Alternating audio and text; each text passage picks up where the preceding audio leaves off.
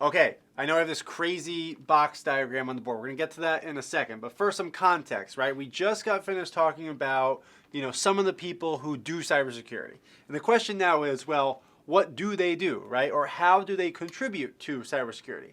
And overall, at a high level, they kind of all do the same thing. They all manage risk. They all help to reduce risk. Risk is why we do cybersecurity. Everything revolves around risk. So in this video, we're going to talk a little bit more about risk and the management of it. Now, risk is a big, sort of nuanced, complicated word, so let's put some context around it. It's better to build up to risk by defining other important terms, right, that give risk meaning. So to do that, let's discuss the risk cycle. So the cycle starts with assets. An asset is anything that brings value to an organization. So think about your organization, right? And the things that bring value to it. Maybe, if you're brainstorming, you're thinking about things like, I don't know, hardware, software, intellectual property, right? Or even your people, your personnel, right? Your Pokemon collection. These are the things that we want to protect. And these are the things that attackers can harm.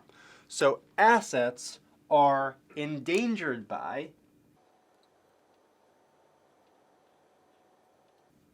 threats. So threats are typically external factors or events that we as an organization may not be able to control, right? Threats may be environmental, as in a hurricane or an earthquake, or they can be man-made, right? As in like a hacking group or even an insider threat. So threats exploit vulnerabilities.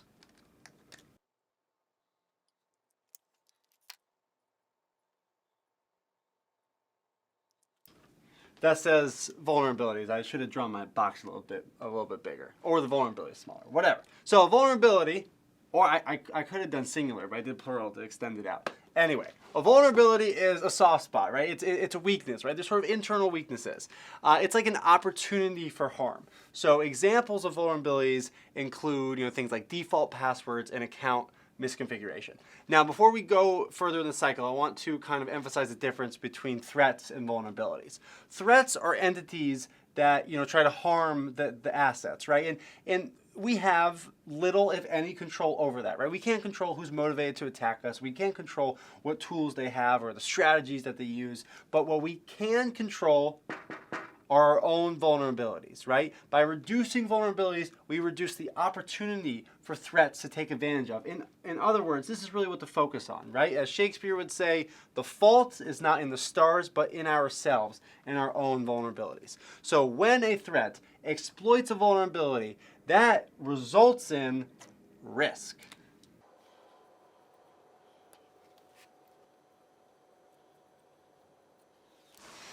So, just to say that again, threats exploit vulnerabilities, which results in risk, right?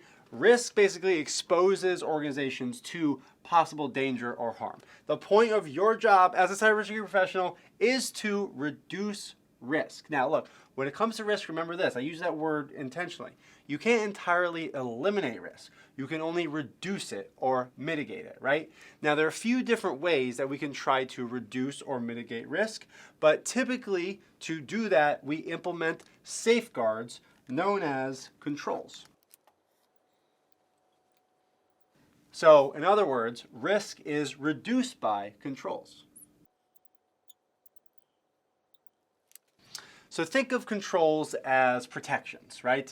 We have to implement the appropriate and proper safeguards in order to reduce risk and protect assets, right? So controls come in three different flavors. You typically hear them explained as like administrative, technical, and physical. Administrative are things that are typically focused on personnel, right? Acceptable use policies or other formal documents to sort of guide behavior.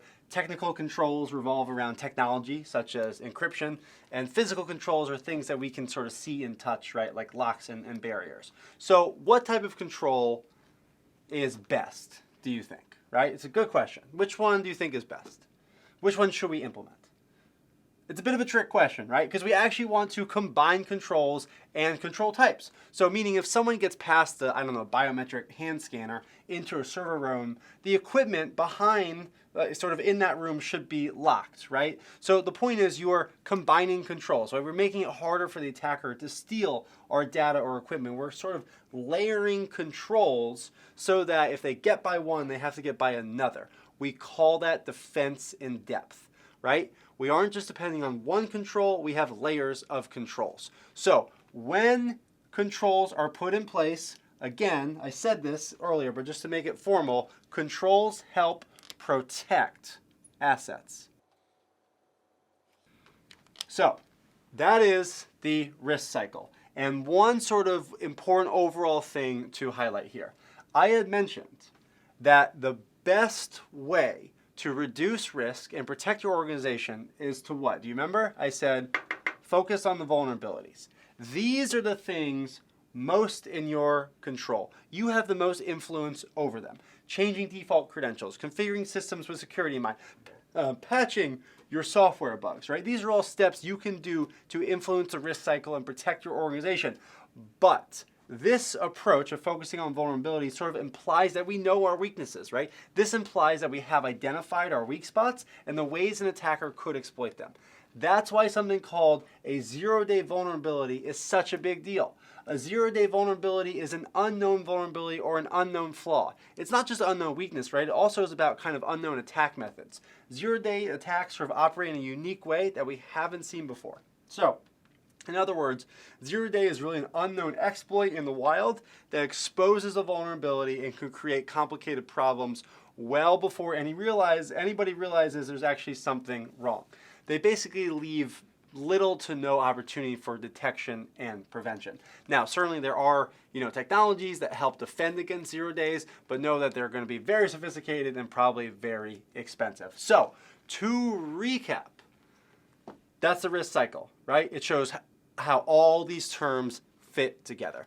Assets are what brings us value, and threats are trying to harm or steal our assets, and they do this by exploiting vulnerabilities, and when they do, we have risk, right? And we try to reduce risk by implementing controls, which then in turn, of course, protect our assets. So now we have that under our belt. We are well suited now to dive a little bit deeper and talk about some of the specific controls that are most common and most important in an organization.